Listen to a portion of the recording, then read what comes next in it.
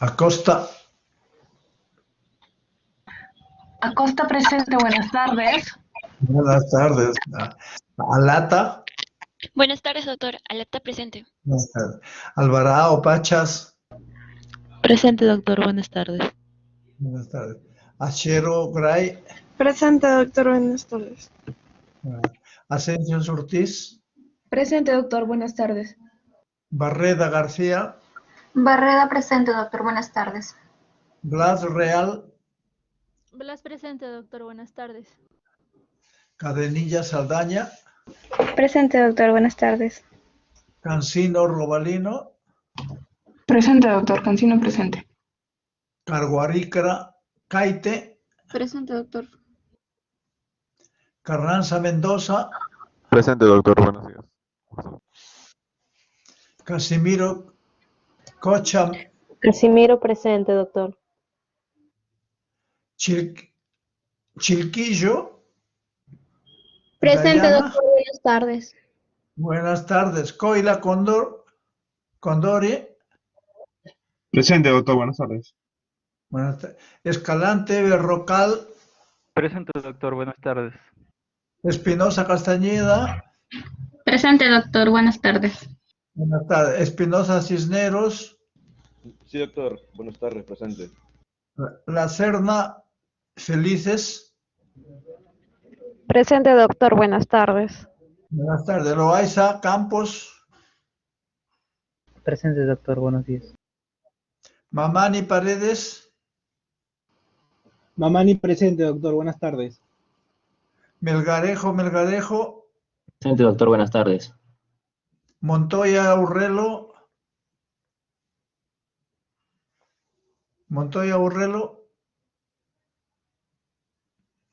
Mujica Palomino, Mujica, Presente, doctor. Disculpe. no se preocupe. Oriondo Quirós, Presente, doctor. Buenas tardes. Oviedo Chávez, Presente, doctor. Buenas tardes.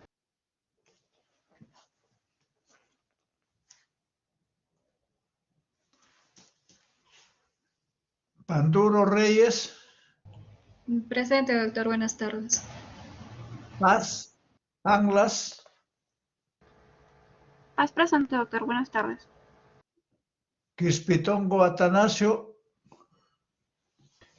Presente, doctor. Buenas tardes. buenas tardes. Ramírez Soto, Presente, doctor. Buenas tardes. Reyes Montoya, Reyes, Reyes dijo, doctor. buenas tardes. Solano Pajuelo, Doctor, disculpe, dijo Reyes Montoya. Texi Velasco, Solana presente, doctor. Presente, doctor, buenas tardes, Texi. ya, buenas tardes. Torres, Presente, Almendra, doctor. Buenas tardes. Presente, doctor. bueno, Valentín Mendoza, Valentín presente, doctor. Buenas tardes. buenas tardes. Vázquez López,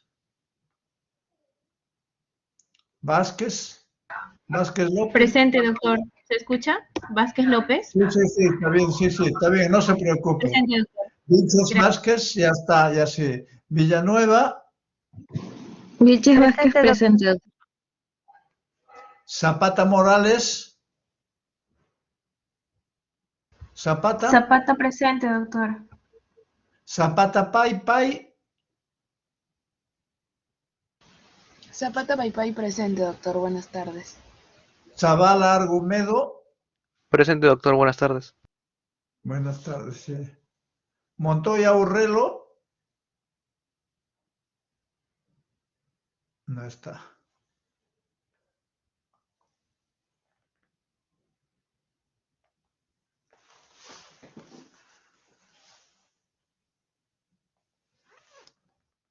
Doctor, ¿Sí?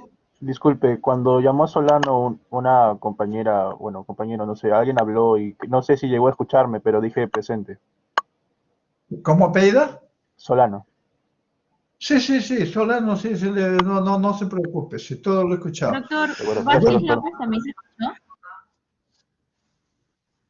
Vázquez El, López. ya, o sea, no, el único que está con falta es Montoya, el resto toditos tienen asistencia. Gracias, doctor. Ya, doctor. Ya, no hay problema, no se preocupe. Bueno, vamos a dar inicio al tema.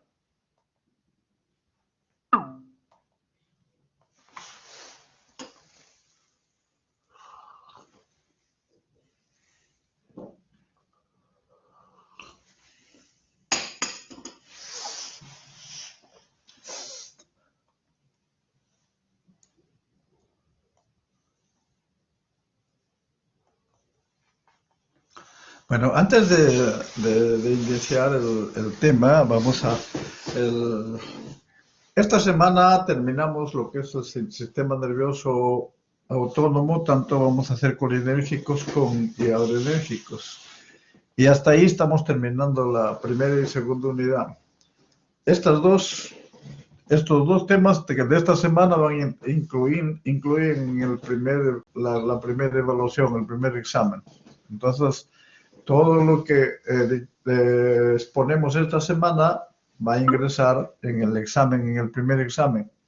A propósito del primer examen, sugerimos, hemos conversado en la mañana con el delegado del primer grupo, ahora conversado también con la delegada y con todos ustedes, la doctora sí,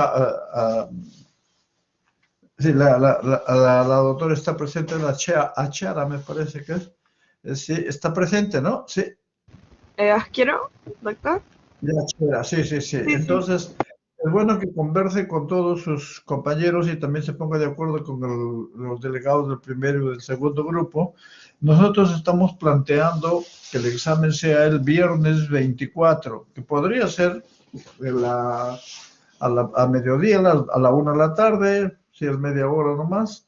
Y después, o puede ser hasta en la noche, a las 8 de la noche podría ser, si es que en caso de que no, o en cualquier hora el viernes, en la tarde especialmente, bueno, o en la mañana, pero siempre que no haya cruce con el resto de sus compañeros.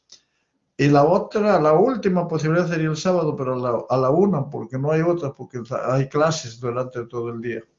Entonces, lo que quisiera es que se pongan de acuerdo y el miércoles, o si ustedes se ponen de acuerdo con todos, usted podría escribirme por correo lo que han quedado en los tres grupos. ¿Ya?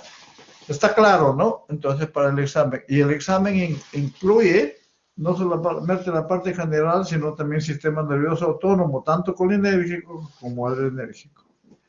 Bueno, está claro, ¿no? ¿Sí?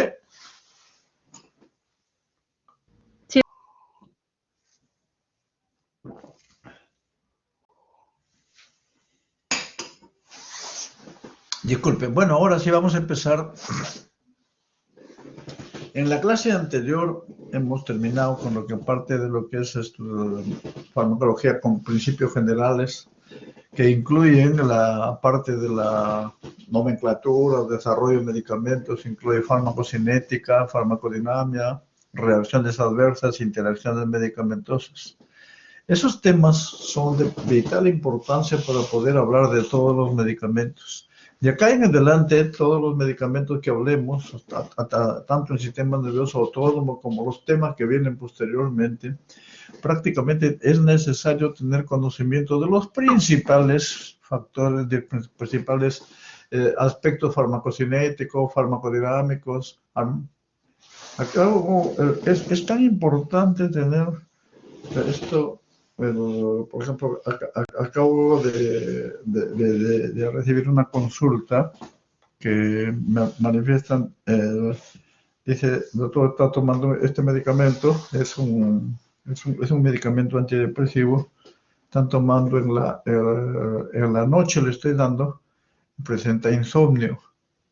Entonces, yo le digo, es un medicamento, es una de sus reacciones adversas, entonces es posible que el insomnio es ocasionado por esta razón. De acuerdo a sus propiedades farmacocinéticas, farmacodinámicas, se prefiere en indicaciones tomarlo en la mañana. O sea, para que se den cuenta de que todo es importante, siempre interviene la farmacocinética, siempre interviene la farmacodinamia, siempre intervienen reacciones adversas, para tomar sus precauciones, siempre interviene.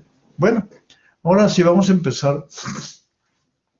Los objetivos de esta segunda unidad en el sistema nervioso autónomo es los objetivos de aprendizaje generalmente son cosas que ya lo conocen ustedes por anatomía, fisiología y también por bioquímica, me parece. Recordar aspectos neuroanatómicos y neurofisiológicos del sistema nervioso autónomo. Y luego, dentro de ello, la neurotransmisión colinérgica y adrenérgica. Lógicamente que la neurotransmisión colinérgica y adrenérgica, su neurotransmisión lo hacen a través de receptores. Y en ese contexto es necesario... Disculpe. En ese contexto es necesario conocer los receptores colinérgicos y adrenérgicos y su relación con la estimulación de estos receptores. Y luego tenemos el sistema colinérgico autónomo, que va a actuar a través de receptores muscarínicos y nicotínicos. Conocer los fármacos que van a activar estos receptores, tanto los directos como los indirectos, y cuáles son los antagonistas también. Esto lo vamos a ir viendo ya en el desarrollo. Entonces es importante, en términos generales, lo que vamos a ver ahora es conocer todo el sistema nervioso autónomo, sus receptores, dónde quedan, y el sistema nervioso colinérgico. Y los fármacos que actúan estimulando el sistema nervioso colinérgico o antagonizando el sistema nervioso colinérgico. En ese contexto tenemos el sistema nervioso en general, que tiene el sistema nervioso central y que tiene el sistema nervioso periférico. En el sistema nervioso central que tenemos el encéfalo, los pares craneales y la médula espinal, que se conecta con el sistema nervioso periférico, tiene el sistema nervioso somático, el sensorial, y, digamos esto, el sistema nervioso autonómico, el somático y el autonómico. Tanto el sistema nervioso central tiene comunicación con tanto el periférico como el central tiene comunicación con el sistema nervioso autonómico. Un minuto por favor.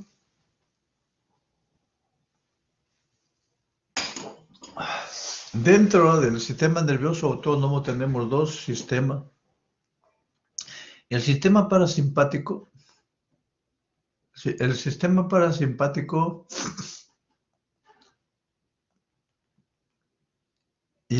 simpático. El sistema parasimpático ambos sistemas tienen neurotransmisores. Y esos neurotransmisores actúan con sus respectivos receptores. Y luego de eso se van a ver sus acciones y sus efectos y sus indicaciones. El sistema parasimpático tiene un neurotransmisor que es la acetilcolina. Y el sistema simpático tiene dos neurotransmisores que son la adrenalina y la noradrenalina. En ese contexto es que el sistema parasimpático también se le llama sistema colinérgico y el sistema simpático se le llama sistema adrenérgico.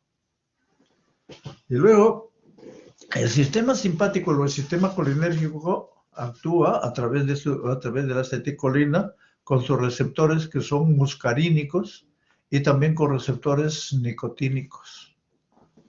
¿Dónde quedan los receptores muscarínicos? Es importante eso. Desde los ojos, luego vienen las glándulas salivales, después vienen los bronquios, pulmones. En términos generales estamos hablando corazón, tracto gastrointestinal, vejiga y tracto genital. Ahí es donde estos son los receptores muscarínicos, que tienen efectos diferentes. Los receptores nicotínicos se encuentran solo en dos lugares, en los ganglios autonómicos y se encuentran además en la placa mioneural, pues en el músculo. Que esto se caracteriza porque eso es voluntario, digamos el sistema somático que es voluntario, más que esto es autonómico. El sistema simpático o adrenérgico a través de la adrenalina, noradrenalina, actúa a través de receptores alfa y también actúa a través de receptores beta. Los receptores alfa 1 son, digamos, postsinápticos que actúan en los vasos. Está presente generalmente en los vasos sanguíneos periféricos y vasos sanguíneos, tanto la piel como mucosas. Ahí es donde está. Y lógicamente sus efectos generalmente sus acciones son vasoconstricción. El alfa 2 es presináptico y prácticamente se encuentra en el sistema nervioso central, también se encuentra en el hígado, etcétera. Hay otros órganos que vamos a ver posteriormente. Pero es bueno ver desde ahora que el alfa 1 tiene efectos contrarios al alfa 2. Alfa 1 produce vasoconstricción y el alfa 2 produce vasodilatación. Este aumenta la resistencia vascular periférica, este disminuye la resistencia vascular periférica. Este aumenta la presión y este disminuye la presión arterial. Entonces, es importante verlo desde ahora esto. Los receptores beta, que están prácticamente beta 1 está en el corazón, prácticamente. Y el beta 2 se encuentra en los bronquios, se encuentra en los vasos sanguíneos profundos o viscerales, y lógicamente, y también se encuentra en el músculo uterino. Entonces, por eso es importante los efectos, los receptores y donde principalmente actúan a través de los receptores, en qué órganos se encuentran. Esa es la clave para todo esto, más o menos. Ahora tenemos acá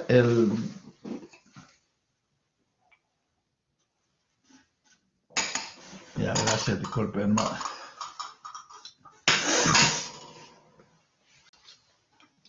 Este es el sistema somático, que este es voluntario, y este es autonómico. Sistema autonómico, el parasimpático y sistema simpático. ¿Dónde queda anatómicamente? ¿Dónde queda este sistema somático? Solamente, bueno, los núcleos salen de varios niveles de la médula espinal, pero van directamente al músculo estriado con neurotransmisor que es la acetilcolina. Este es. Y estos se denominan receptores nicotínicos, NM, receptores nicotínicos. El sistema ya autonómico, tanto el parasimpático como el simpático, antes de entrar a sus efectores definitivos, tienen lo que se llama ganglios. Estos se llaman ganglios autonómicos. Estos ganglios autonómicos, en el caso del parasimpático, están muy cerca al órgano efector, donde actúan los receptores muscarínicos. Y este ganglio, del simpático, está cerca a la médula. Y lógicamente después actúan con receptores que son adrenérgicos, alfa y beta. Sin embargo, podemos ver algo acá también. Los ganglios actúan con, digamos, los receptores nicotínicos que hemos dicho, pero el neurotransmisor es la acetilcolina, tanto en el parasimpático como en el simpático. Por eso que a veces no hay... a veces algunas respuestas son un poquito, contradictorias, que raro. Es que lógicamente el parasimpático puede entrar a tallar en el simpático también. En el simpático vemos que además la adrenalina, que se produce en la médula suprarrenal, y también la epinefrina, de ahí lógicamente va a actuar a nivel de la epinefrina, actúa a nivel de entrar a través de los ganglios, va a ir a la norepinefrina con su neurotransmisor, van a actuar a nivel de los receptores alfa, beta, etc. Entonces, haciendo un resumen de lo que son receptores nicotínicos, estos van directos, son receptores NM, los receptores muscarínicos, el receptor M con la receptores tanto en el ganglio que hay acetilcolina como en el órgano efector. Pero en los receptores adrenérgicos, en el ganglio hay aceticolina y en los efectores hay digamos, los receptores adrenérgicos, glándulas sudoríparas, receptores muscarínicos, glándulas sudoríparas, etc. Las acciones las acciones del simpático y parasimpático cuando son provocadas por diferentes estímulos. Entonces, ustedes podrán ver acá cuando los estímulos, generalmente a nivel del sistema nervioso central, son estímulos de lucha o de huida que le llaman, los impulsos eferentes, o sea, eferentes, prácticamente son difusos porque las neuronas postganglionares pueden inervar más de un órgano, pueden inervar muchos órganos. Ese es el sistema simpático. El sistema parasimpático generalmente son estímulos de reposo y digestión. Los impulsos eferentes generalmente son más localizados porque las neuronas postganglionares no están ramificadas como están a este nivel. No están, sino que se dirigen a un órgano específico. Entonces, esa es la diferencia entre ellos. Pero en cuanto a las acciones, podemos ver que el simpático con el parasimpático tienen acciones opuestas, como vamos a ver en las láminas que vienen. Y esto es importante, porque lo que se presenta en el simpático, en el parasimpático es opuesto.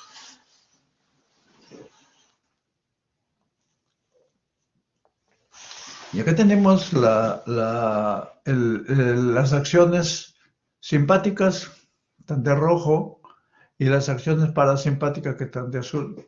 Y en los siguientes órganos, hemos dicho ojo, tráquea, médula espinal, riñones, uréter, genitales. Todo esto, estos son, digamos, los lugares donde actúan estos receptores. Vamos a ver acá, creo que voy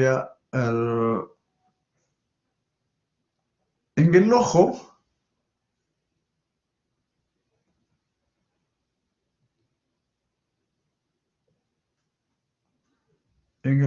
esta es la pupila.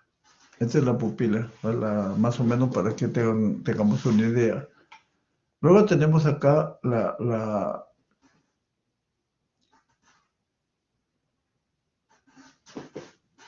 tenemos los receptores, los músculos. Disculpe. No. Este es músculo circular alrededor de la pupila.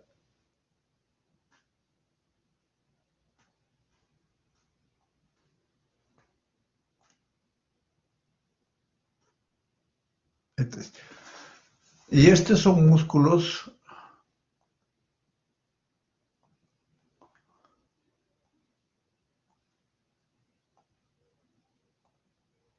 y este músculo radial, el de acá, este músculo radial.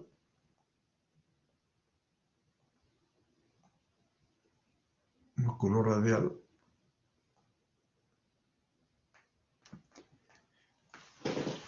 El músculo circular que está de azul es un músculo, pertenece al sistema parasimpático.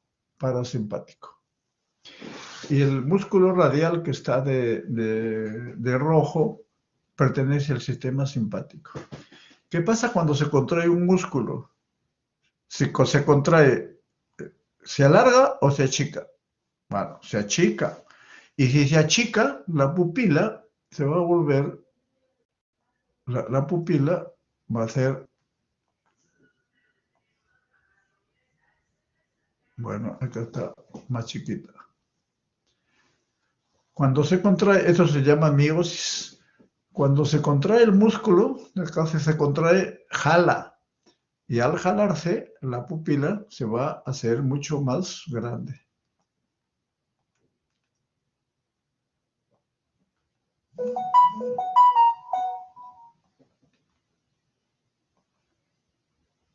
La pupila sería más grande así. Y este se llama midriasis. Entonces el sistema parasimpático produce miosis porque contrae el músculo circular de la pupila Y el simpático produce midriasis. O sea, como ven, ya estamos viendo los efectos opuestos de cada uno, tanto del simpático como del parasimpático. Ese es en el ojo.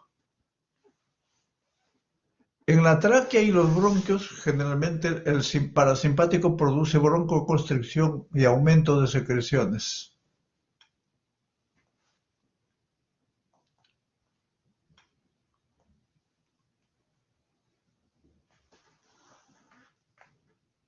Broncoconstricción y aumento de secreciones. Y el simpático produce broncodilatación. Efectos opuestos.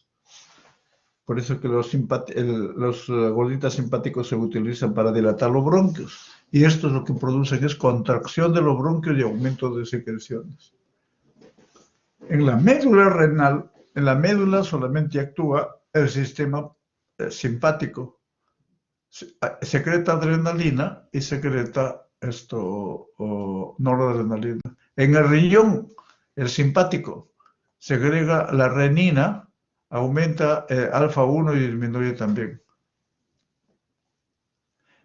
En los uréteres y la vejiga actúan ya ambos, tanto el simpático como el parasimpático. ¿Cómo actúa el parasimpático?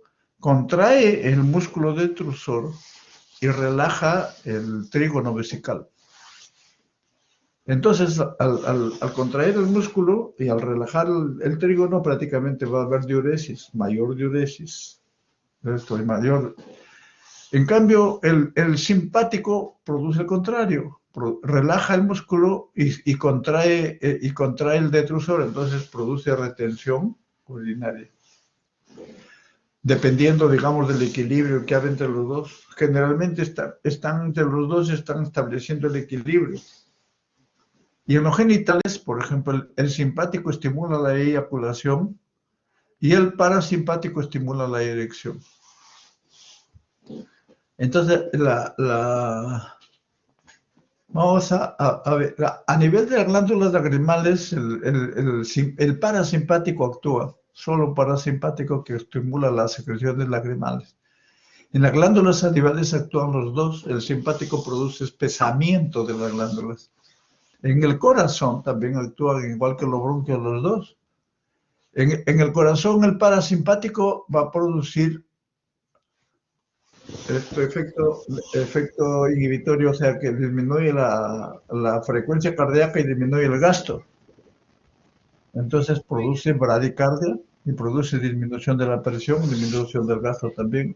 En cambio, el simpático incrementa la frecuencia cardíaca y aumenta el gasto cardíaco y por lo tanto también produce aumento de presión arterial. Entonces son efectos opuestos. En el gastrointestinal sucede casi lo mismo. Disminuye la motilidad el simpático y el parasimpático aumenta la motilidad y las secreciones. En los genitales, en las damas, solamente tiene el simpático que produce relajación del útero. En los vasos sanguíneos también actúa solo simpático, produce vasodilatación, sobre todo los vasos sanguíneos profundos. Y en los vasos, en piel y mucosas hay contracción. Entonces, como vemos, hemos visto que los receptores alfa,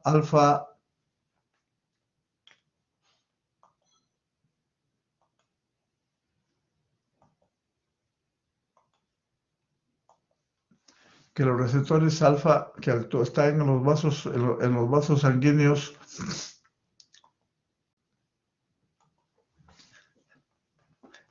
los receptores sanguíneos, alfa están en piel y mucosas, áreas plásmicas, producen vasoconstricción.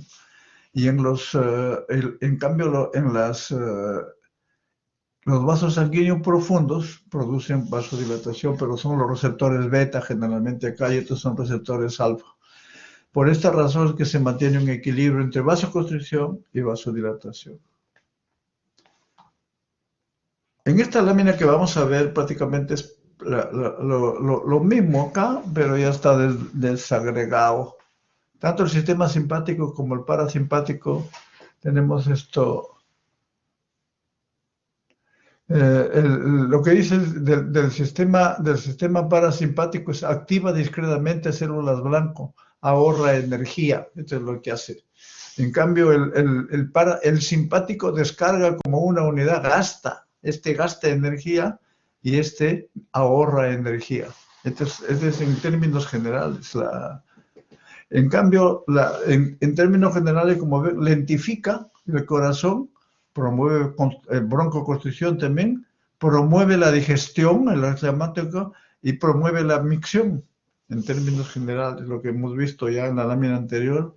En cambio, en el sistema simpático dice, prepara al organismo para la lucha o huida en situaciones amenazantes. Por ejemplo, acá en el caso si hay broncoconstricción, en el caso del corazón, si empieza a bajar el pulso, empieza a incrementar. Lo mismo acá en el tracto gastrointestinal, lo mismo en la vejiga. Ahora vemos los receptores.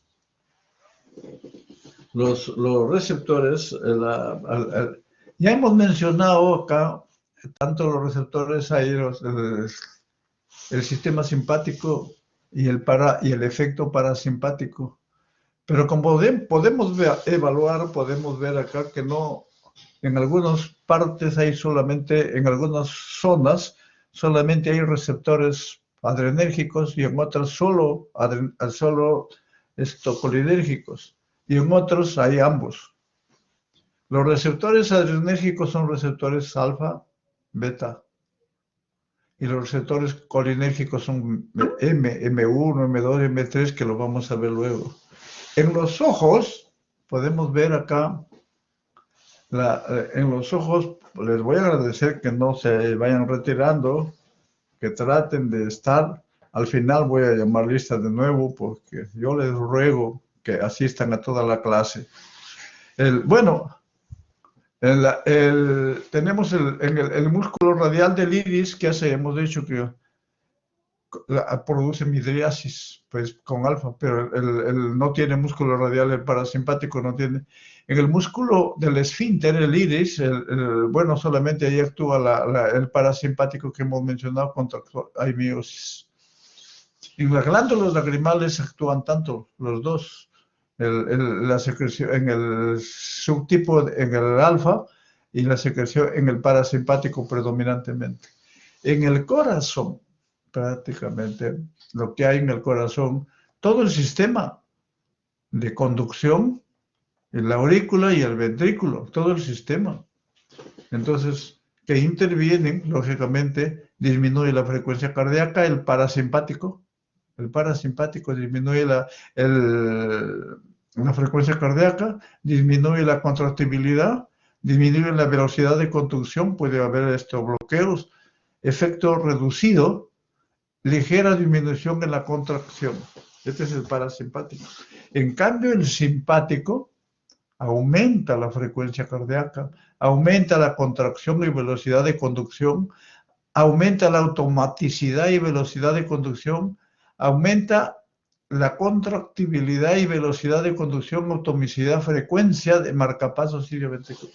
O sea, incrementa, efecto cronotropo, inotropo positivo, tanto a nivel del ventrículo como a nivel de todo el sistema cardiovascular, incluyendo el sistema de conducción, y disminuye. En los vasos sanguíneos hemos mencionado que no hay, solamente en las glándulas salivales, hay el sistema parasimpático con los M3, glándulas salivales.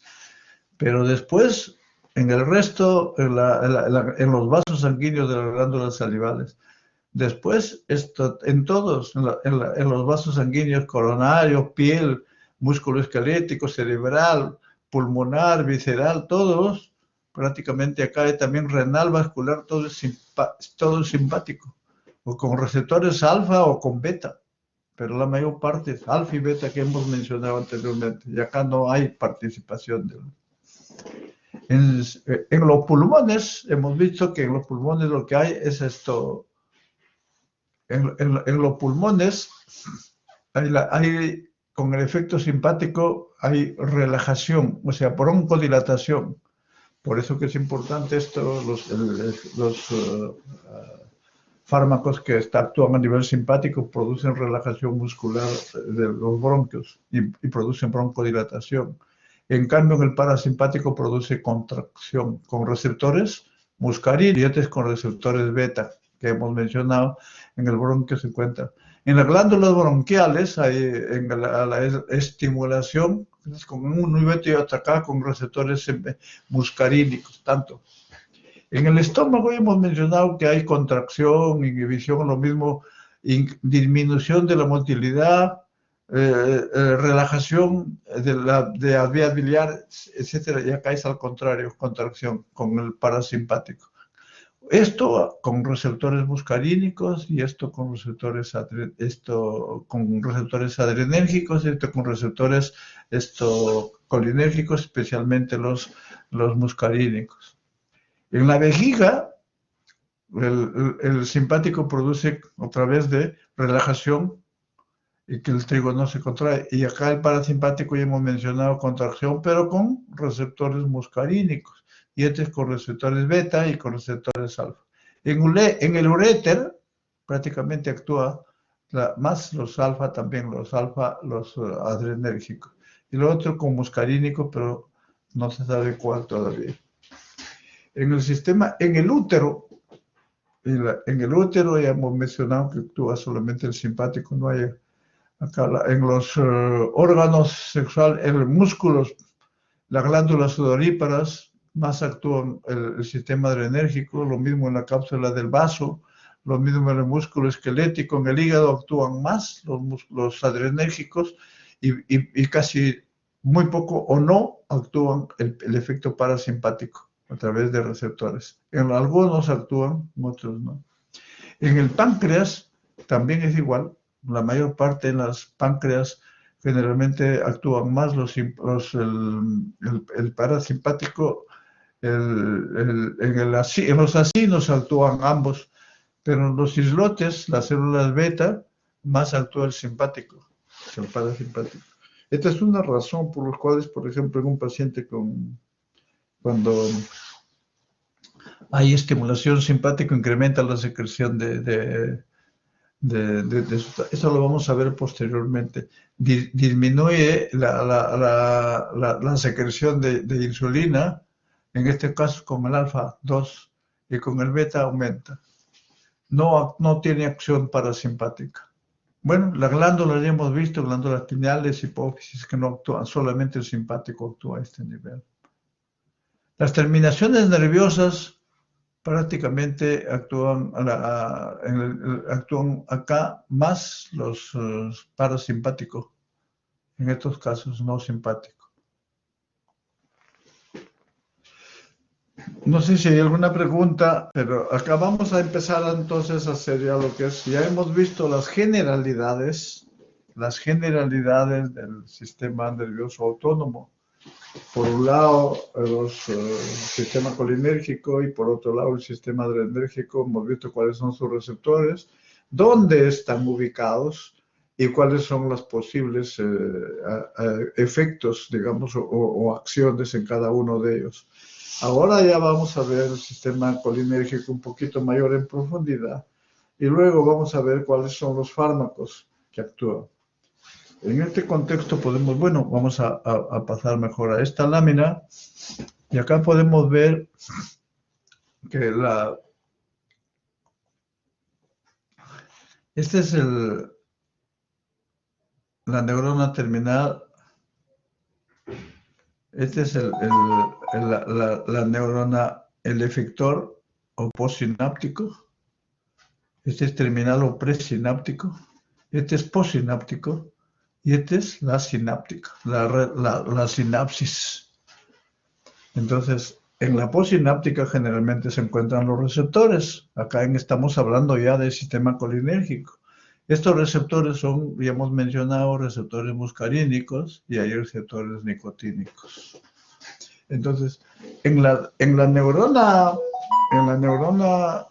presináptica o neurona en la terminación nerviosa, no terminal, la terminación nerviosa, ahí es donde se forma el neurotransmisor de acetilcolina, que se lo hace gracias a la colina que se une con acetilcoenzima A y forma la acetilcolina, que se almacena y lógicamente en una vesícula y luego son liberados cuando hay algunos estímulos que tienen en relación con el ingreso de calcio. Cuando hay ingreso de calcio, se libera la acetilcolina y lógicamente llega a la sinapsis.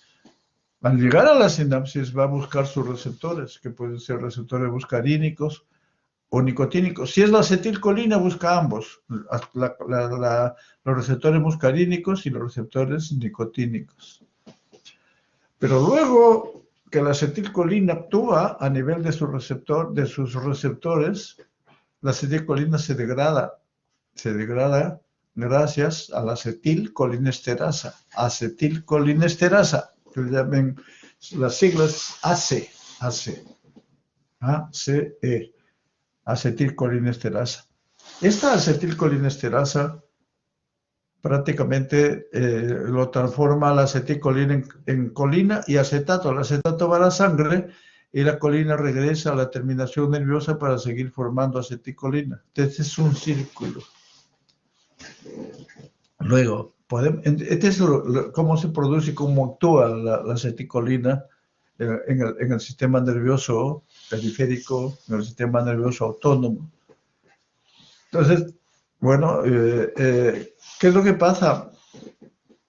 Si yo quiero dar un fármaco que actúe, que incremente la función de la acetilcolina, o que lo incremente o que lo potencie, o cuando no hay acción de acetilcolina y necesito yo produzca acción de la acetilcolina, porque por A o B razón o por una serie de factores, de repente no actúa bien la acetilcolina o actúa muy poco, entonces yo puedo dar fármacos que producen el mismo efecto de la acetilcolina.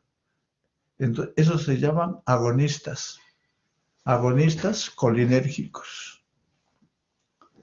¿Y cómo son los agonistas colinérgicos? Sustancias que se ponen en el receptor y producen que hemos dicho, un agonista es que tiene afinidad con el receptor y además tiene acción intrínseca, o sea, produce el efecto. Estos son los agonistas. Pero hay otros agonistas. Si yo quiero, y lógicamente que hay receptores, esto pueden ir, algunos fármacos van a actuar sobre los receptores muscarínicos, otros en receptores nicotínicos, etcétera, u otros en ambos. Por el hecho de que fármacos que actúan a este nivel y solo actúan en los receptores, se llaman agonistas directos. Agonistas colinérgicos directos, que actúan en los receptores muscarínicos. Pero si yo inhibo a la ACE, a la acetilcolinesterasa, al inhibir a la ACE no se metaboliza la acetilcolina, y si no se metaboliza va a incrementar la acetilcolina.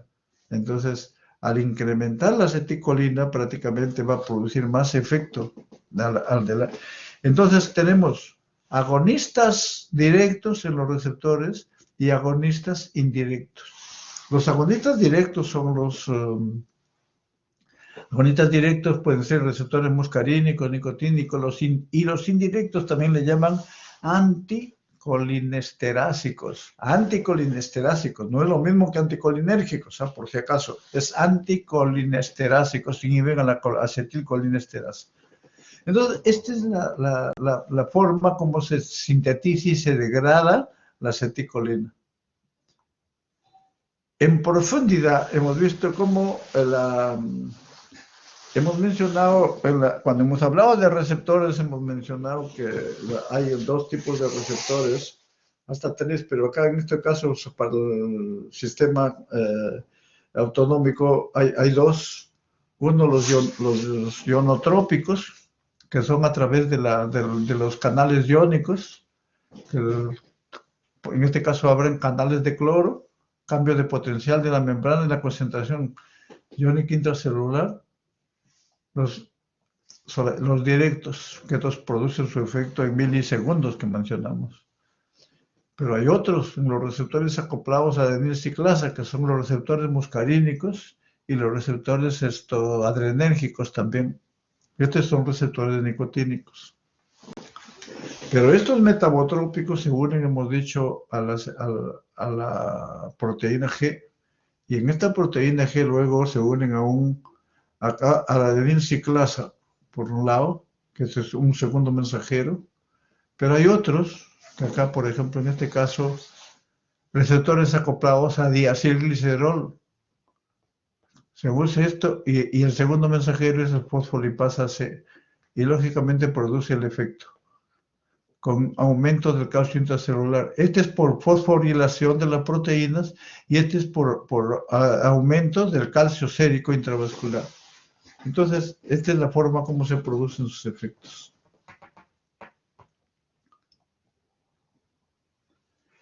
Y acá tenemos ya un resumen de lo que son los receptores. Receptores muscarínicos, hay receptores el M1, el M2, M3, M4 y M5. Pero resulta que el M1 es igual similar al que M3 y similar al M5. Por eso que a veces consideramos solo M2. Y el M2 es similar al M4. Sin embargo, la ubicación, claro, es diferente. Son similares en cuanto a sus mecanismos de acción, me refiero. El M1, el M3 y el M5 son similares. ¿Cómo producen su efecto? Activación del segundo mensajero, que es la fosfolipasa, con forma inosin-fosfato, trifosfato de inosin, más diacilglicerol, aumenta la concentración de calcio y produce la liberación, que esto ya lo hemos visto en la lámina anterior. Igual en el M3, igual en el M1. El M2, que es en los músculos lisos, bueno, inhibe a la adenilciclasa. Y al inhibir a la adenilciclasa aumenta la apertura de canales de potasio y produce hiperpolarización. Entonces sus efectos, y esto es tanto para el M4 y para el M2. La diferencia entre el M1, M3 y el M5 son las ubicaciones. El M1 está en el ganglio autonómico, neuronas del sistema nervioso central, simpáticas y gástricas. El M3 en glándulas, en vasos. Y el M5 en neuronas del sistema nervioso central. En cambio, el M2 está en el corazón, algunas neuronas del sistema nervioso central, y el M4 está en las neuronas posiblemente de terminación nervio vago, glándulas exócrinas. Los efectos a nivel de M1, M3 y M5 son estimulatorios. En el caso del M1, es a nivel en el sistema nervioso central, incrementa, tiene relación con el aprendizaje, la memoria, aumento de secreciones. El M3, contracción del músculo liso, aumento de secreciones. Y en el M5, facilita la liberación de dopamina. En cambio, el M2, que se encuentra en el miocardio, produce bradicardia, contracción, regulación del apetito. El M4, posiblemente terminación del nervio vago, etc. Entonces, y estos son sus efectos, regulación del tono, en cambio bradicardia con el M2. Entonces, hemos hecho un resumen de todo lo que producen estos, dónde se encuentran estos receptores, cómo actúan estos receptores, y lógicamente. Ahora vemos los receptores nicotínicos que se encuentran en el NM, que se encuentran en el músculo esquelético, unión neuromuscular, que hemos visto también en la lámina anterior, contractura musculoesquelética. Como son receptores que son ionotrópicos, apertura de los canales de sodio y potasio. En cambio, el NN, que es en los ganglios autonómicos y en la médula adrenal, despolarización, secreción de catecolaminas y analgesia, apertura de canales de sodio y potasio también. Ahora ya tenemos las acciones, ahora vamos a ver las acciones, hemos visto en qué receptores actúan, y vamos a ver ahora en los órganos donde se encuentran estos receptores y los efectos. Los órganos, en el ojo, por ejemplo, tenemos el esfínter muscular del iris que abrimos, produce entonces miosis y contracción y acumulación de la visión de cerca. En el corazón, tanto los nódulos, las aurículas con ventrículas, como el sistema de conducción, que va a producir bradicardia, disminución de la velocidad de conducción, en altas dosis bloqueo auriculoventricular. Esto es importantísimo. Por los pacientes, cuando viene un paciente con bradicardia, si uno quiere, pueden hacer por muchas causas, pero la bradicardia generalmente entonces tiene que ver con significa que está sobreestimulación del sistema parasimpático, o sea, el sistema colinérgico. Por eso es que hay bradicardia. Puede haber bloqueo auriculoventricular también, tema de conducción. Cuando hay una pupila miótica, lógicamente se entiende que hay efecto colinérgico más. En los vasos sanguíneos, en las células, liberación de ácido nítrico produce dilatación. En los pulmones hay broncoconstricción y estimulación de secreciones. O sea, significa que, por ejemplo, el efecto colinérgico produce constricción. En asma, por ejemplo, hay efecto colinérgico porque hay broncoconstricción. En el tracto gastrointestinal, tanto la motilidad como las secreciones y esfínteres incrementan la motilidad, las secreciones y relajan los esfínteres. ¿Por qué? Porque pueden haber diarreas, cólicos abdominales y aumento de secreciones. Eso es lo que hace el sistema colinérgico. En la vejiga, contracción del músculo, relajación, mayor diuresis, más orinas se eliminan. ¿Por qué? En las glándulas salivales hay diaforesis, incremento también de secreciones nasofaringes, lacrimales, etc. Ahora vemos lo que son, vamos a ver lo que son agonistas y qué son los antagonistas ya colinérgicos, donde actúan los receptores, agonistas colinérgicos y antagonistas colinérgicos. Bueno, ahora estamos viendo primero, disculpen, los agonistas colinérgicos. Entonces tenemos los colinérgicos que actúan, los receptores colinérgicos, tanto receptores muscarínicos como receptores nicotínicos. Primero esos son los receptores. ¿Dónde actúan los estimulantes colinérgicos? Actúan en el nervio, corazón, glándulas y endotelio generalmente. Esto es para receptores muscarínicos. ¿Dónde actúan los receptores nicotínicos? En la placa mioneural del músculo esquelético y en los ganglios autonómicos, que ya lo vimos.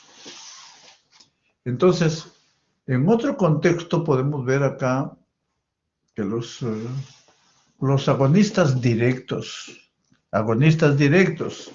que son un agonista directo que actúa directamente en el receptor, que puede actuar en receptores muscarínicos y nicotínicos o muscarínicos y o nicotínicos.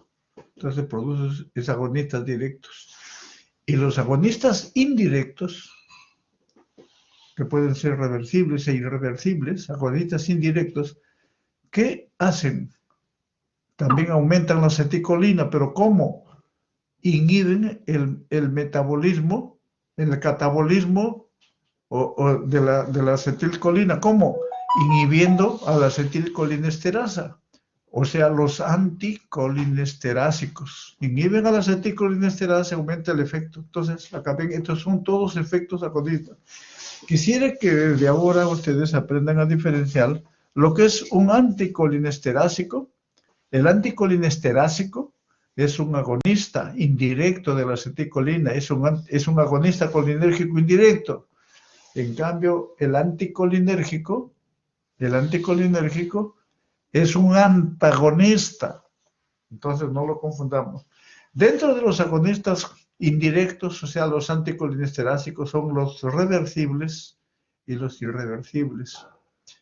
¿Qué significa esto de los reversibles? Los irreversibles significa que se unen a la acetilcolinesterasa y luego de actuar por un poco tiempo, de repente demoran un poco, se retiran y prácticamente lo dejan a la colinesterasa, acetilcolinesterasa libre y sigue actuando. En cambio, los irreversibles no. Los irreversibles se unen a la acetilcolinesterasa y hasta que no haya, digamos, se forme nueva acetilcolinesterasa, van a seguir actuando. Esa es a veces se forma local o a veces se forma sistémica, dependiendo de la vía de administración. Y acá tenemos ya un resumen de lo que es los agonistas colinérgicos de acción directa y los de acción indirecta o también anticolinesterásicos. Creo que lo voy a poner acá para no... Anticolinesterásicos.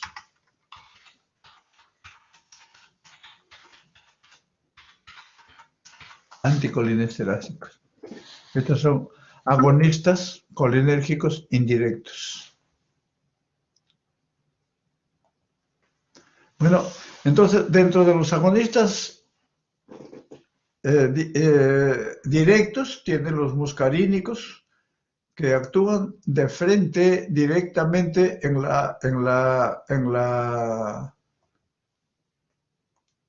los receptores muscarínicos y algunos que actúan directamente en nicotínicos.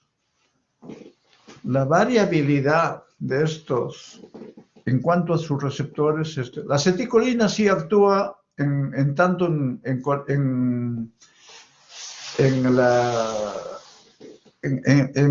receptores colinérgicos muscarínicos como en los nicotínicos. Pero desde el punto de vista médico, la acetilcolina solamente existe para acción local. No creo que no existe para acción sistémica. Lo que existe son los agonistas colinérgicos, tanto el carbacol, la metacolina y el betanecol. Estos ambos pueden tener efecto en receptores muscarínicos y en nicotínicos. Predominantemente tienen en efectos muscarínicos, pero algunos no tienen efectos. Por ejemplo, el betanecol me parece que actúa solo más en nicotínicos. No, el cambio del carbacol me parece que no actúa en nicotínicos. Por esta razón, cuando yo quiero estimular los nicotínicos, tengo que usar los indirectos, los anticolinesterásicos, porque acá su acción nicotínica puede estar aumentada o disminuida. La pilocarpina y la muscarina, le hemos puesto de otro color, porque son estrictamente muscarínicos, no tienen acción en receptores nicotínicos. Estos sí tienen una directa o indirecta, más o menos nicotínicos. Estos no tienen. Esto es importantísimo. Luego vienen los anticolinesterásicos, que tiene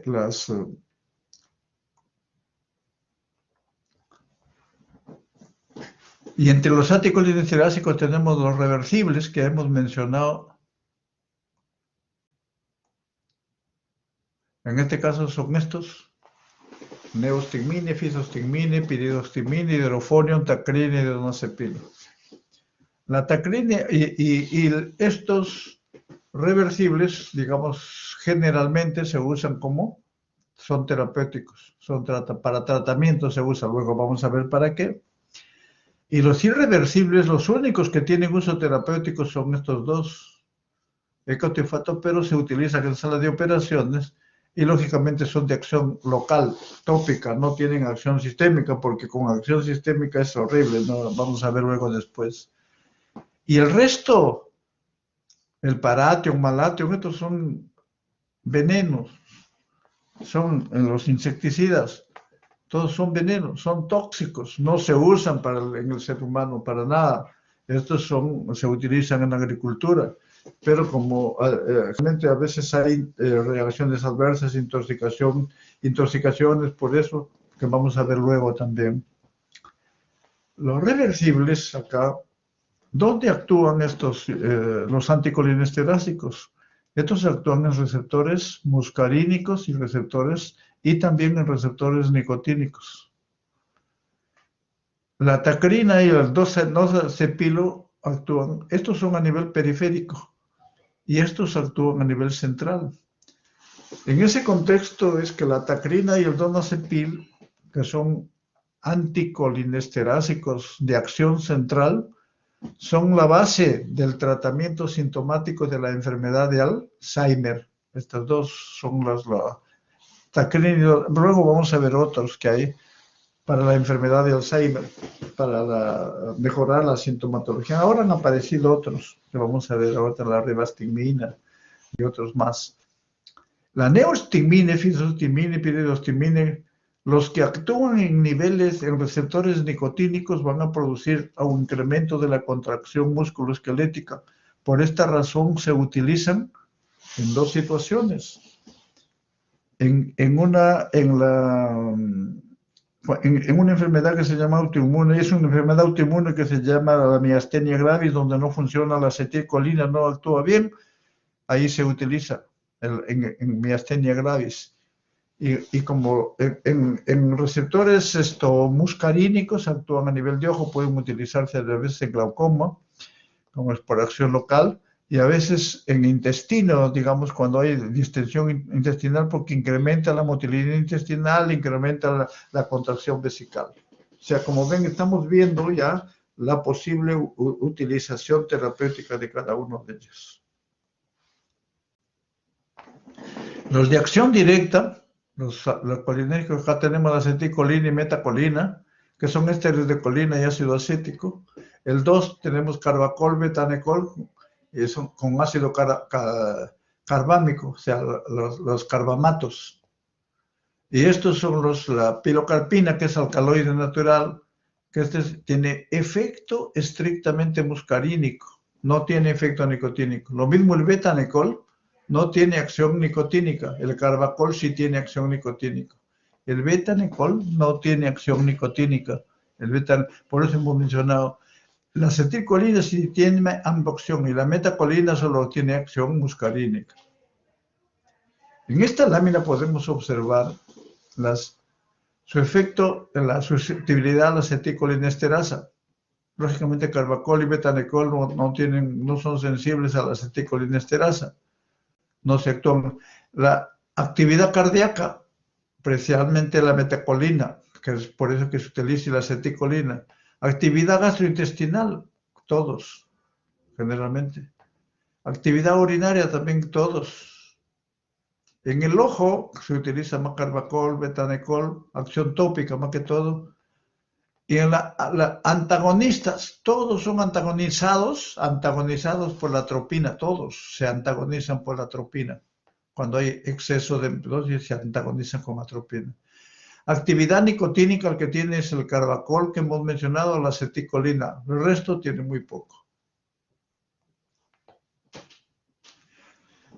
¿Cuáles? Ahora ya sabemos las acciones, ya sabemos los efectos, ya sabemos en qué órganos actúan.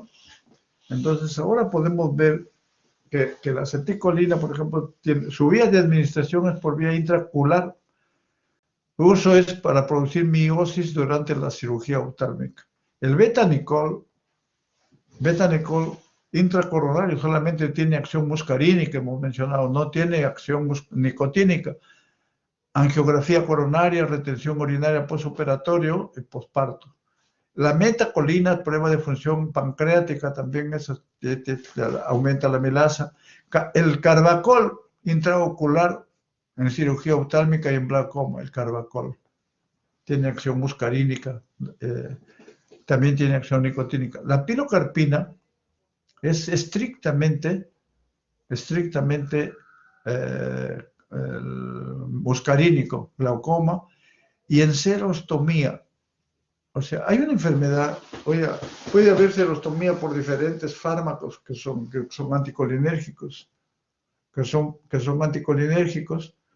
Bueno, entonces, serostomía, pero también hay una enfermedad que se llama es una enfermedad que está dentro de tejido conectivo, enfermedad de Sjögren, y también que dentro de ellos el síndrome Zika, que es sequedad de mucosas, aparte de eso artritis, y aparte de eso tiene a nivel de la vejiga también.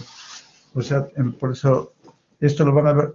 Pero la serostomía se llama la sequedad de mucosas. Entonces, cuando hay sequedad de mucosas, uno puede dar pilocarpina o derivados de la pilocarpina que aumentan las secreciones glandulares. Las reacciones adversas son reacciones adversas de tipo A, porque son dosis dependientes y son dependientes de su mecanismo de acción. Náuseas, vómitos, porque lógicamente que actúan a nivel del intestino, incrementando el peristaltismo, calambres, salivación, vasodilatación cutánea, broncoconstricción, incontinencia urinaria, que esas son las reacciones dependientes, son predecibles. Tratamiento es con un anticolinérgico, que es la atropina, y a nivel ocular disminuye la visión nocturna. Contraindicados. ¿Cuándo están contraindicados los agonistas colinérgicos directos? En asma. ¿Por qué? Porque pueden producir contracción muscular. Están contraindicados en insuficiencia cardíaca, producen bradicardia, disminución del gasto, o sea, en úlcera péptica, porque en úlcera péptica incremento de ácido y esto aumenta el ácido. En sobredosis, la sobredosis es tratada con atropina o a veces con epinefrina, dependiendo uno de los aspectos cuando hay sobredosis o en algunos, por ejemplo, el paciente que tiene bradicardia, ahí hay que tratarlo con atropina. Ya vimos algo antes. Los directos muscarínicos y nicotínicos. Acá tenemos los muscarínicos, la metacolina para la aplicación. Este son cuadros que están en el Caxon. Ustedes lo pueden revisar con más detenimiento ahí. La metacolina para diagnóstico de asma, pero tiene reacciones adversas también dependientes de la... Contraindicado, lógicamente, si hay un ataque cardíaco, aneurisma aórtico, hipertensión no controlada, no se puede dar esto.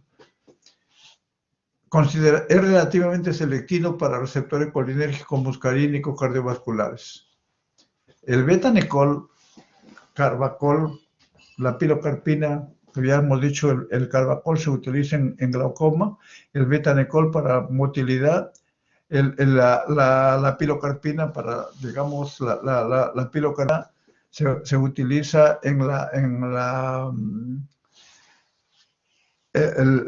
para problemas de como es asma, para la pilocarpina puede producir, se utiliza para, disculpe, no para el asma, porque al contrario, se utiliza la pilocarpina, produce incremento de secreciones, o sea que un paciente que tiene serostomía, o también en glaucoma se puede usar.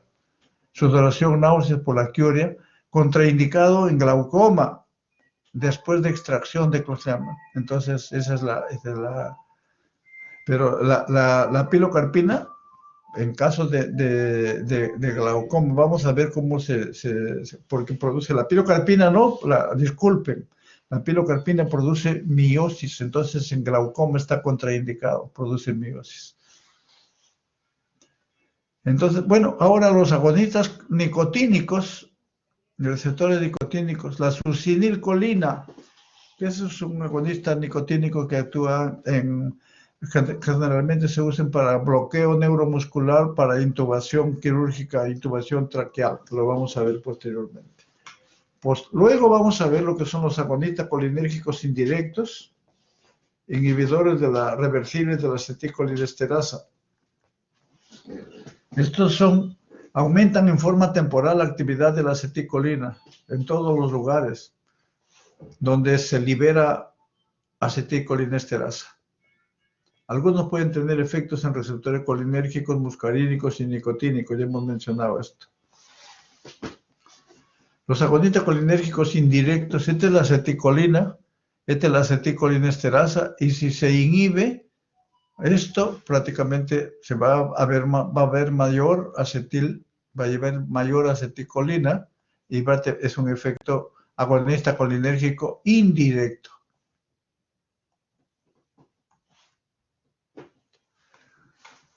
Los agonistas colinérgicos indirectos, que son los anticolinesterásicos o inhibidores de la acetilcolinesterasa, tienen acá el edrofonio, neostigmina, piridostigmina, fisoxtimina.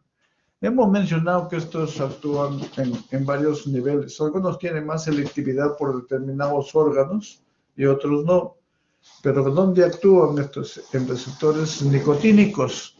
Entonces, en enfermedad, por ejemplo, la miastenia gravis se puede usar. ¿Dónde actúan receptores muscarínicos? Pues entonces se podría usar, digamos, algunos en glaucoma, en reversión tóxica anticolinérgica. Esto y lo otro que vamos a ver lo vamos a ver luego en parálisis producida por cirugía, pero produce broncoconstricción, arritmia cardíaca, salivación, diaforesis, vómitos, diarreas, etc. Hemos visto, creo que he cometido algunos errores en la exposición, que justo los que producen miosis se utilizan como tratamiento en glaucoma. Los que producen midriasis están contraindicados, digamos. Entonces, lógicamente, algunas hay contraindicaciones en cirugía, etcétera, etcétera. Pero las aplicaciones son, tanto los directos como indirectos pueden usarse en glaucoma. Y los otros, cuando hay alteraciones en la motilidad intestinal, pueden incrementar la motilidad intestinal. Se ve, por ejemplo, acá, en el caso de pacientes que son sometidos a cirugía, o por efecto anestésico, o por unas otras razones, pacientes viene distendido, por eso le dicen no hable mucho cuando está siendo operado, porque se eleva, se llena de gases y el intestino no funciona. En esos casos, algunos le dan la neostigmine. Otro de los aspectos cuando se aplican estos es en cirugía. Cuando hay cirugía general, lo veremos cuando hablemos de anestésicos generales, cuando hay cirugía general, generalmente le dan al paciente, le aplican relajantes musculares para que puedan tener un buen campo quirúrgico. Pero esos relajantes musculares tienen su vida media, su farmacocinética, farmacodinamia, y algunos de ellos la operación termina y continúan sus efectos. Pero esos relajantes musculares no le pueden colocar en paciente ambulatorio, tiene que colocarle cuando el paciente está con ventilación mecánica, porque si no está con ventilación mecánica, un relajante muscular de ese tipo lo puede matar al paciente, puede tener problemas y eso lo vamos a ver posteriormente.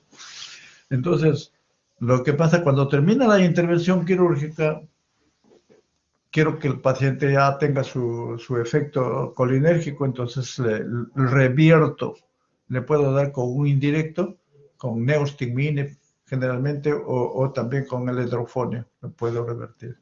Los efectos adversos son dependientes de sus efectos colinérgicos. Y las consideraciones terapéuticas ustedes lo van a revisar.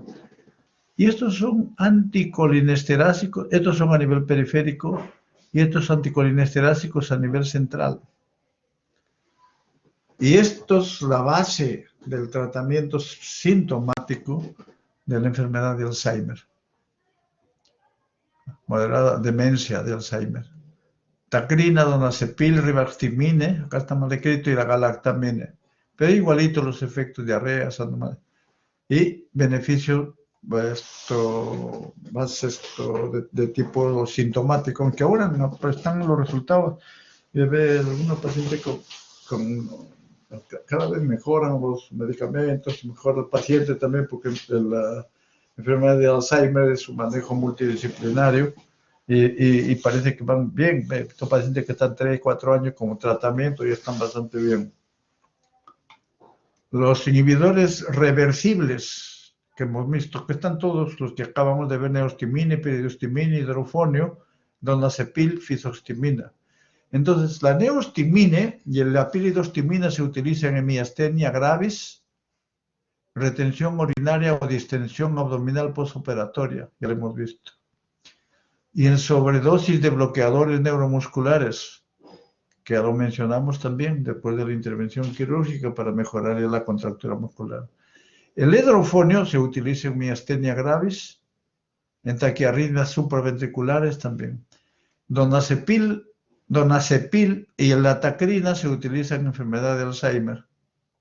Y la fisoximina en glaucoma y revertir efectos de la atropina del sistema nervioso central.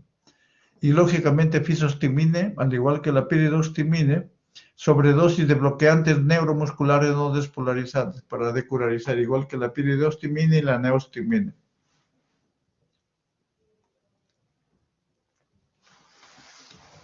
Estos son los irreversibles, pero de uso muy limitado. Generalmente son de tipo local, isoflorato y ecotiofato. Se aplica tópicamente en el saco conjuntival y dura. La administración, o sea, la difusión a circulación es mínima o no hay. Entonces, vamos a ver. Fármacos que intervienen con la liberación. La toxina botulínica producida por el Clostridium botulinum puede puede causar la muerte por parálisis muscular, pero esto se puede utilizar en el estrabismo, en blefaroespasmo, cuando hay espasticidad. Eso lo van a ver en neurología especialmente. Órganos fosforados, que esos son los irreversibles. Estos fármacos sí son fármacos, no son medicamentos, son insecticidas o son, digamos, a veces algunos utilizan hemos visto el sarín, donde utilizan órganos fosforados, son fármacos que se absorben muy bien por piel y se absorben muy bien por tracto gastrointestinal y por otras vías, lógicamente. ¿Por qué? Porque sus características son altamente liposolubles. Se absorben por piel y mucosas. ¿Y cómo actúan? Fosforilan a la acetilcolinesterasa en el sitio con enlace covalente. Significa que es irreversible. Estos fármacos prácticamente se utilizan como insecticidas en la agricultura, pero tienen que tener educación, o sea, tienen que darle explicación a las personas que van a usar eso. Como son fármacos que se absorben por la piel, tienen que vestirse como astronautas, que no atraviese, que no llegue a la piel, porque han visto al comienzo, cuando no habían cuando recién se usaban, entre agricultores querían jugar y se fumigaban entre ambos, y ambos tenían problemas muy serios con su vida. Se absorbe. Entonces, aparte de eso, que usan guantes, usan mascarilla, todo completo para evitar la absorción. Y lógicamente también le deben instruir sobre cómo los recipientes de los órganos fosforados, paratio, malatio, deben ir a una caja especial y después de ahí ver cómo lo eliminan. Generalmente lo eliminan, a veces lo botan al río, y en el río lo poco que queda, y en el río, por ejemplo, en provincias, donde yo fui a un lugar, a las provincias, con un doctor Kamoto, fuimos a una reunión, en el hospital nos manifestaban que ellos tenían 3 a 4 casos semanales, porque venían a veces las señoras lavaban su ropa en el río y ahí a veces se eliminaban esto. Entonces hay que tener bastante cuidado, ¿no?, en estos aspectos. ¿Cuáles son los efectos? La intoxicación por órganos fosforados, como son agonistas colinérgicos indirectos y reversibles, tienen efectos muscarínicos a nivel de ojo, producen miosis, broncoconstricción, bradicardia, disminución del gasto, aunque podrían haber taquicardia porque, como saben, la acetilcolina actúa también en receptores nicotínicos que encuentran con relación a adrenalina, pero eso ya es un poquito más complejo. Náuseas, vómitos, diarreas, dolor intestinal, sistema nervioso central, pueden haber convulsiones o pueden haber trastorno sensorio severo, incontinencia urinaria, incremento de secreciones, sudoración, y por receptores nicotínicos pueden haber espasmos musculares. Esto es la forma como cuando viene un paciente intoxicado, a veces lo trae y no saben qué ha tomado. Entonces, si yo veo, digo, ¿acaso no puede haber tomado órganos fosforados? Tengo que ver todos estos síntomas. El tratamiento de la intoxicación por órganos fosforados es mantenimiento primero de órganos, de signos vitales.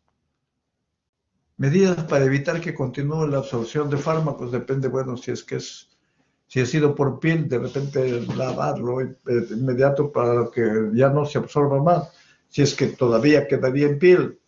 Pero si ha sido por vía digestiva, a veces le dan lo que le llaman carbón activado o algunos quelantes para disminuir la absorción, o colocan sondas nasogástricas para absorber lo que queda ahí, para evitar. Ese es el mantenimiento, terapia general. La terapia específica es como antagonizar las acciones muscarínicas con anticolinérgicos, especialmente se da la atropina. Como son irreversibles, disculpe, la atropina, yo he tenido la oportunidad de usar en algunos pacientes que hemos tenido en el hospital. Se utiliza atropina en dosis altas, generalmente hasta por 20, 30 días hasta que se recupere la acetilcolinesterasa en el paciente. Y se utiliza también la monitorización, la van a ver ustedes ya en la clínica. Pero la otra forma, aparte de antagonizar las acciones muscarínicas, porque algunos dicen, bueno, si yo antagonizo las acciones muscarínicas y si la acetilcolina produce efectos colinérgicos, nicotínicos, yo le puedo antagonizar los efectos por antagonistas colinérgicos nicotínicos. No, es mortal eso. ¿Por qué? Porque saben que los antagonistas, los receptores nicotínicos están en todos los músculos estriados Entonces, si yo lo pongo eso, prácticamente no va a poder respirar el paciente y se puede morir por asfixia. Entonces, no se da eso. Pero, ¿cuál es la causa de esto, de intoxicación por órganos fosforados? Es que la acetilcolinesterasa, la enzima, está inactiva. Entonces, le puedo reactivar en la fase tan rápido como sea posible. Entonces, el tratamiento de la intoxicación por órganos fosforados es antagonista de las acciones muscarínicas y activación o reactivación de la acetilcolinesterasa. En ese contexto tenemos la pralidoxima, que no atraviesa barrera hematoencefálica, pero la diacetilmonoxima, que sí atraviesa la barrera hematoencefálica, que es la que hay, creo, en nuestro medio en este momento. Pralidoxima no está indicada en intoxicación por carbamatos. ¿Por qué? Porque prácticamente los carbamatos hemos visto que no son sensibles a la acetilcolinesterasa. Por esta razón. Son los fosforados, los carbamatos no. Los carbamatos se tratan de otra forma. Y acá tenemos los agonistas, usos de los agonistas y antagonistas colinérgicos. Ya sabemos, acá está el betanecol, carbacol, pilocarpinas. Esto lo pueden revisar ustedes porque ya lo hemos mencionado en las láminas anteriores. Luego tenemos los anticolinérgicos. Los anticolinérgicos, acá tenemos las drogas anticolinérgicas, tienen afinidad, pero no tienen actividad intrínseca. ¿Y qué es lo que hacen acá? Impiden la acción de la acetilcolina, de los receptores. Este es lo que hacen los anticolinérgicos. Bueno, acá vamos a ver que los efectos anticolinérgicos, los receptores, los diferentes receptores. Entonces tenemos los antagonistas colinérgicos, bloqueadores muscarínicos, los ganglionares nicotínicos y los neuromusculares, los nicotínicos. Entonces, los antagonistas colinérgicos muscarínicos, la atropina, que actúa a nivel de todos los receptores muscarínicos, el hipratropio, que actúa también en varios receptores, pero predominantemente en bronquios. Por esto se utiliza en asma y se utiliza ¿cómo se llama? En enfermedad pulmonar obstructiva crónica. Y la escopolamina, que actúa a nivel de receptor. Para el vértigo se utiliza porque atraviesa barrera hematoencefálica. Los bloqueadores neuromusculares, que ya mencionamos, producen relajación muscular. Lógicamente, estos se utilizan en sala de operaciones y también con ventilación mecánica. No se pueden utilizar en tratamiento ambulatorio. Si yo tengo un paciente que tiene una contractura muscular severa en el cuello, no le puedo dar en la calle uno de estos, prácticamente le quito la vida al paciente.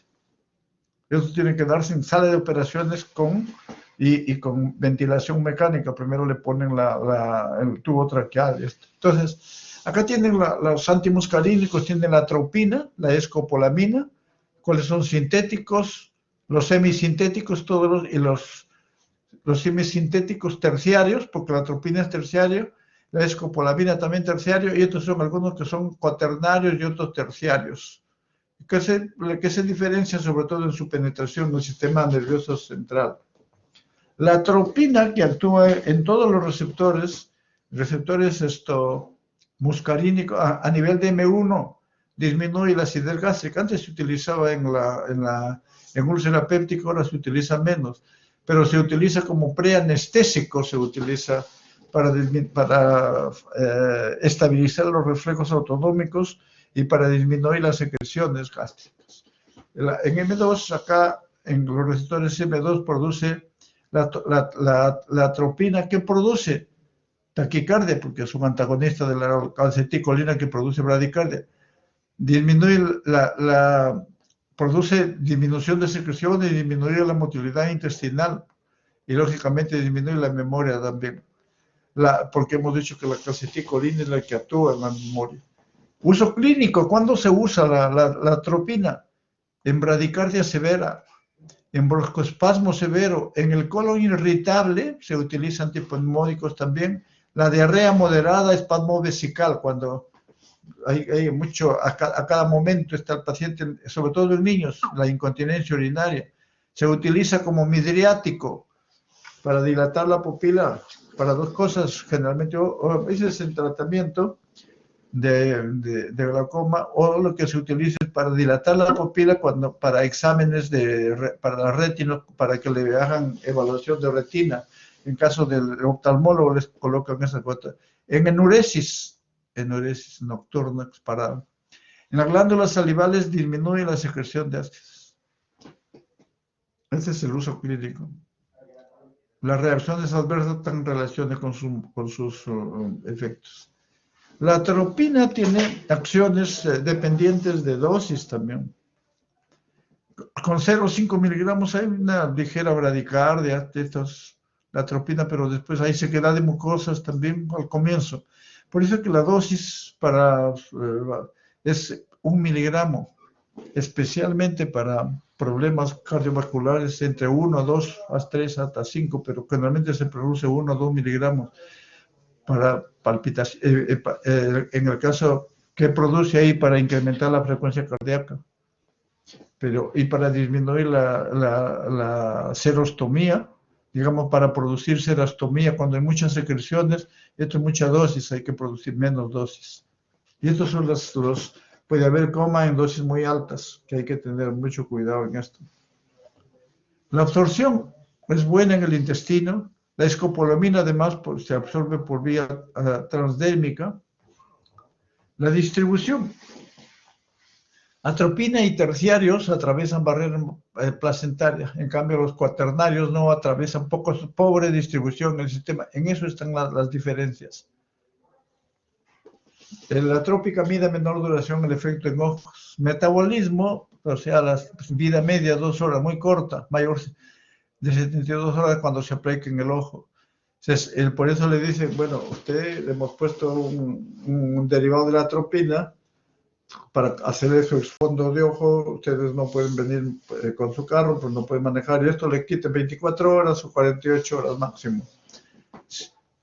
La escopolamina sufre importante metabolismo del primer paso, eso sí. Las acciones, acá podemos resumir los efectos anticolinérgicos anticolinérgicos, o sea, los bloqueadores. hemos dicho bloqueadores competitivos con receptores muscarínicos, sus acciones farmacológicas en el ojo, pupila, midriáticas, glándulas lacrimales incrementan la disminución de las secreciones lacrimales y disminución del drenaje del humor acuoso, que se va a usar, que eso lo vamos a ver cuando hagamos adrenérgicos también. Las glándulas, serostomía produce las glándulas porque disminuye las secreciones, la atropina disminuye secreciones y disminuye la sudoración también. La atropina, generalmente, o los derivados también, en el tracto gastrointestinal disminuye la secreción gástrica, disminuye motilidad gastrointestinal y vaciamiento gástrico. En cardiovascular, efecto inotropo y cronotropo positivos, o sea, aumenta la frecuencia cardíaca, aumenta el gasto.